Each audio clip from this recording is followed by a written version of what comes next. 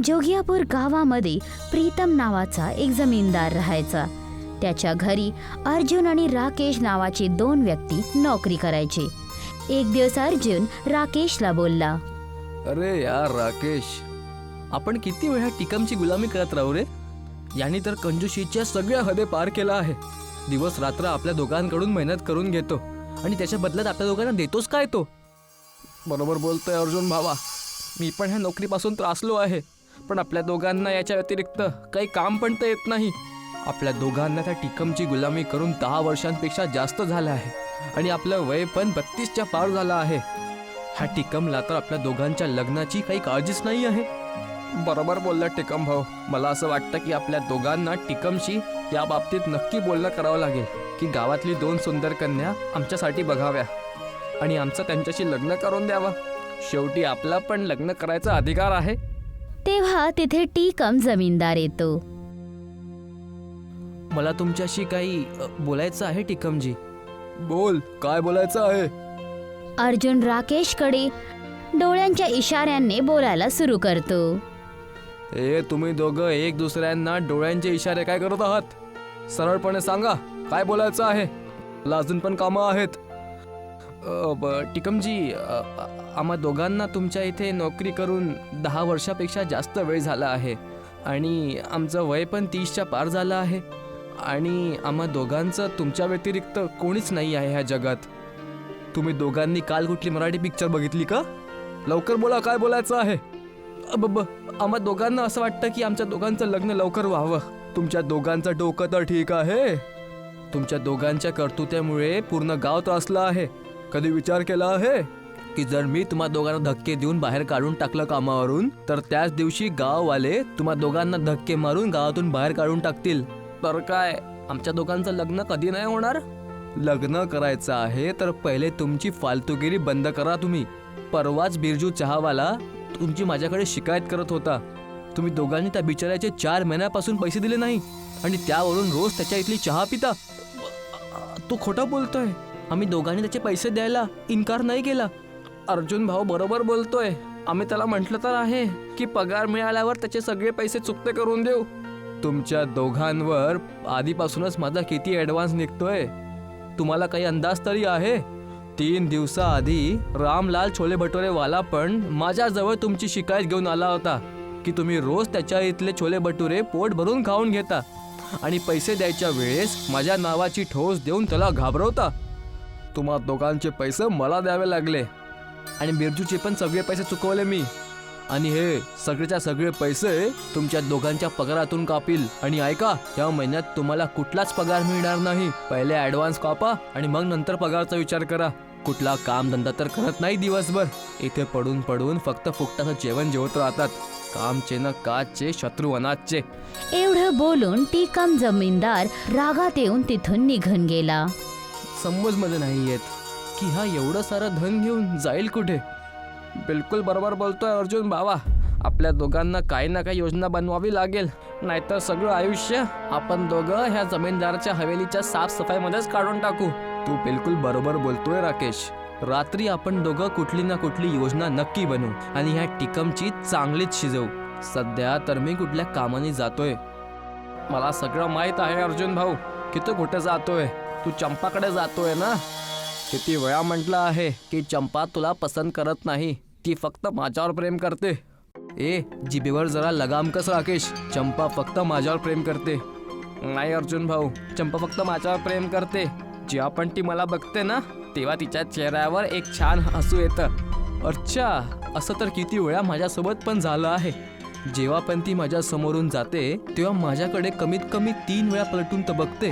तर मग आज ह्या गोष्टीचा फैसला करूनच टाकू की चंपा नेमकं कोणाशी प्रेम करते.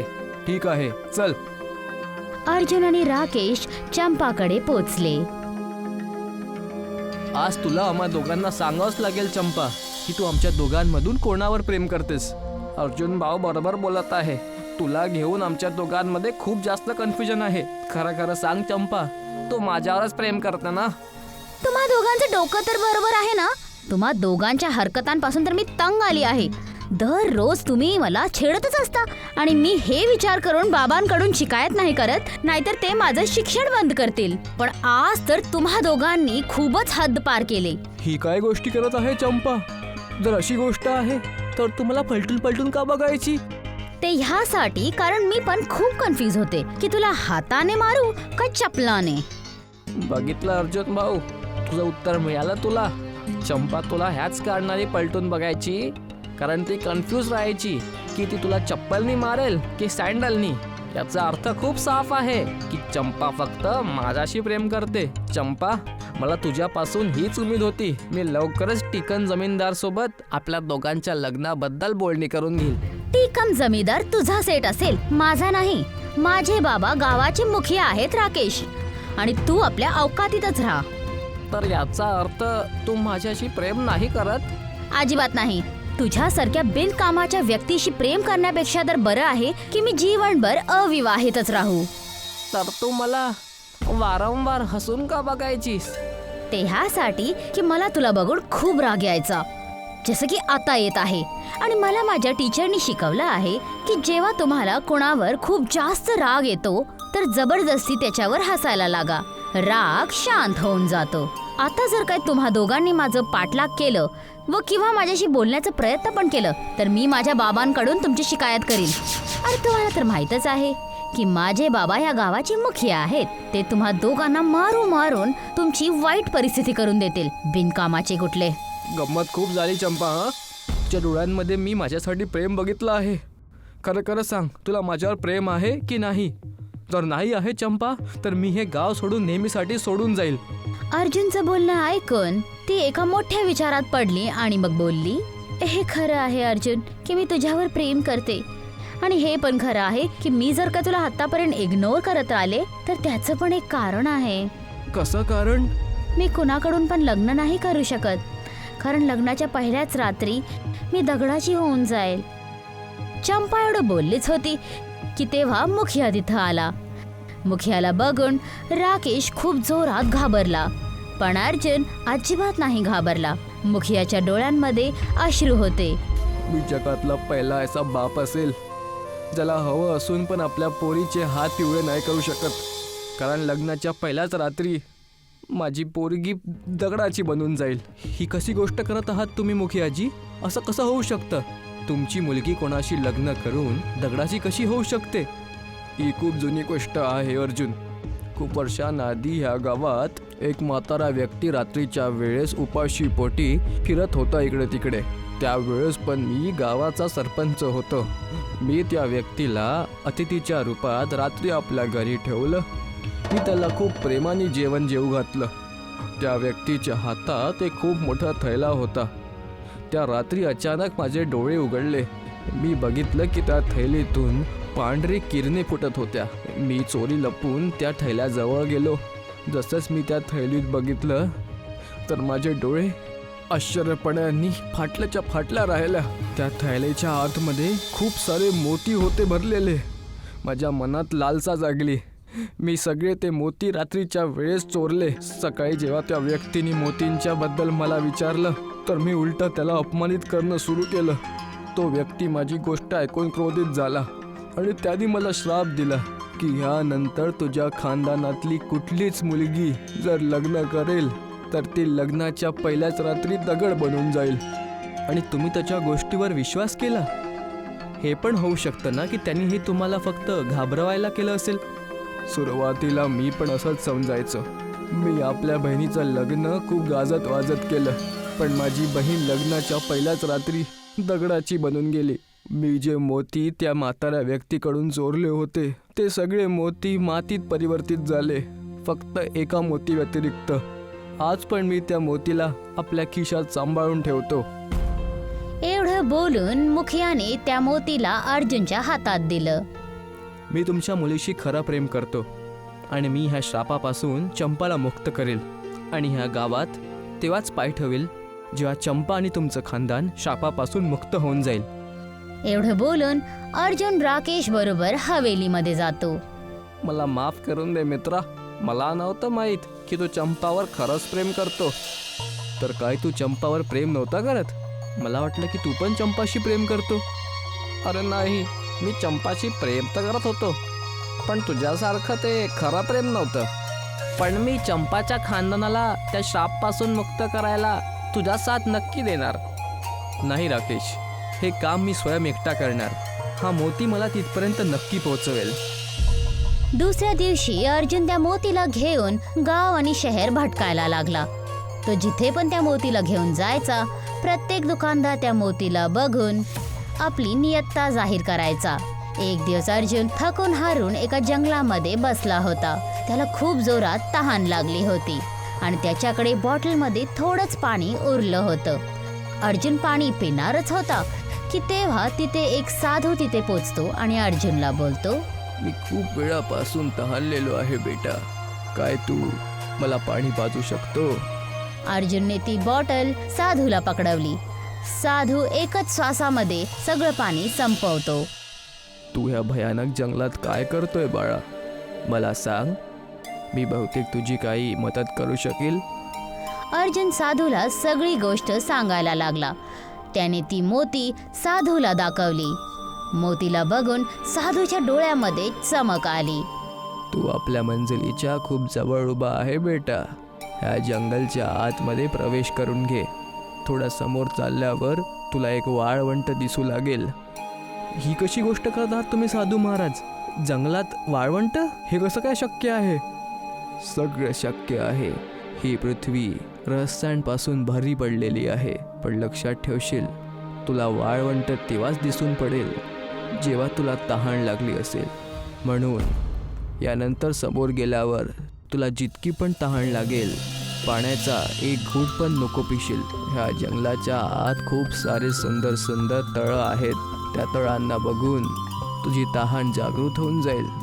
पण त्यांना बघून तुला तुझ्या तहानवर ताबा ठेवावा लागेल. वाळवंटात पोचल्यावर तू ह्या रहस्याला स्वतः समजून जाशील बाळा. एवढं बोलून साधू तिथून निघून गेला. अर्जुन जसं जसं जंगलकडे वाढत होता, त्याला सुंदर सुंदर तलाव नजर येत होते. अर्जुनला खूप जोरात तहान लागली होती, पण त्याला साधूचं बोलणं आठवण होतं. अर्जुन खूप तास जंगलमध्ये चालत राहिला. अर्जुनला तहानामुळे होठ पूर्ण वाळून गेले होते की तेव्हा त्याची नजर एका दूर रेगिस्तानावर पडली. अर्जुन तिथेच बेशुद्ध झाला. काही वेळानंतर जेव्हा अर्जुनचे डोळे हे उघडले, तर त्याने स्वतःला एका रेगिस्तानमध्ये पाहिलं. पण हे बघून त्याच्या हैराणीचा ठिकाणा नाही राहिला की त्याला रेगिस्तानमध्ये रेतीच्या जाग्याटी मोतीच मोती चमकत दिसत होते. अर्जुन चोहीकडे डोळे फिरून बघू लागला. तेव्हा अर्जुनची नजर एका महलवर पडली. अर्जुन त्या महलला बघतच होता की तेव्हा त्याच्या कानांमध्ये एका स्त्रीची आवाज पडली, जिने खूप लांब घुंगट घातला होता. कोण आहात तुम्ही? तुम्ही मोतियांच्या रेगिस्तानचे तर नाही वाटत? मोत्यांचं वाळवंट तुम्हाला म्हणायचं काय आहे? तुम्ही ज्या जागेटी उभा आहेत त्याला मोतीचं रेगिस्तानच म्हणतात. त्या बाईने एवढं बोललंच होतं की तेव्हा त्या महलचा दरवाजा उघडतो आणि एका सैनिकांची तुकडी अर्जुनच्या समोर उभी राहते. अर्जुनने बघितलं की त्या सगळ्यांचं शरीर रेतीचे बनलेले होते आणि त्या सगळ्यांनी मोतियांची पोशाख घातली होती. चला गिरफ्तार करा. सैनिक अर्जुनला गिरफ्तार करून महलच्या आत घेऊन जातात. महलच्या आत एका मोतियांच्या सिंहासनावर एक म्हातारा बसला होता. तो म्हातारा मोतियांच्या रेगिस्तानाचा राजा होता. कोण आहेस तू? माझं नाव अर्जुन आहे आणि मी जुग्यापूर गावातून आलो आहे. तर याचा अर्थ तू पृथ्वीवरून आला आहेस. पृथ्वीवरून आलो याचा अर्थ काय? काय हे स्थान पृथ्वीवर नाही आहे? नाही, हे स्थान पृथ्वीवरचं नाही आहे. हे बघ, तू ज्या जंगलातून येऊन ह्या वाळवंटात पोहोचला आहे, तिथे एक अदृश्य द्वार उघडतं. अवश्य तुझी मदत कोणीतरी केली आहे, कारण बिना मदत करून तू ह्या जागेवर येऊच शकत नाही. मला सांग, तुझी मदत कोणी केली आहे? अर्जुन त्या साधू बद्दल त्या राजाला सांगायला लागला. समजलो. तर याचा अर्थ हा आहे की तू आतून एक चांगला व्यक्ती आहे. वर्षांपूर्वी मी जोगियापूर गावात माणसांच्या वेशात गेलो होतो, पण तिथल्या कपटी माणसांनी माझ्या मोतींना चोरलं. मूर्ख माणूस, जर माझ्याकडून ते मोती मागून घेतले असते तर मी त्याला सगळे देऊन दिले असते. पण त्यांनी मोती चोरून उलट मला अपमानित केलं. राजा एवढं बोललाच होता की तेव्हा अर्जुनने त्या मोतीला राजाला दाखवताना म्हणाला, काय तुम्ही ह्या मोतीबद्दल तर नाही बोलत आहात? तुझ्याकडे हा मोती कुठनं आला? हा तर मोतीच्या वारवंटामधला एक मोती आहे. हा तोच मोती आहे जो त्या व्यक्तीला मी देऊन आलो होतो. बघा, तुमच्यासोबत त्यांनी जो पण दुर्व्यवहार केला त्यासाठी मी तुमची क्षमा मागतो. पण तुम्ही त्यांना श्राप देऊन चांगलं नाही केलं. तुम्हीच सांगा, चुकी तर त्यांची होती, त्यांच्या खानदानाची नाही. अर्जुनचं बोलणं ऐकून राजा अर्जुनकडे खूप चांगल्यापैकी बघायला लागला. त्याच्या डोळ्यामध्ये पश्चाताप होतं. तू बिलकुल बरोबर बोलत आहेस. मला आता माझ्या चुकीवर पछतावा होत आहे. तर मग श्रापाला मुक्त करून टाका. अर्जुनचं बोलणं ऐकून त्या राजाने अर्जुनकडून त्या मोतीला घेतलं आणि त्या मोतीला जमिनीवर टाकलं. जमिनीवर पडतानाच त्या मोतीच्या आत एक काळी सावळी निघून गायब झाली. आता ते सगळे शापापासून मुक्त आहे. मोत्यांच्या रेगिस्तानाच्या राजाने अर्जुनला खूप सगळे मोती देऊन विदा केलं. मुखियाची बहीण जी दगडाची झाली होती, आता ती पण चांगली झाली. मुखियाने खूप आनंदात आपल्या मुलगी चंपाचं लग्न अर्जुनशी लावून दिलं.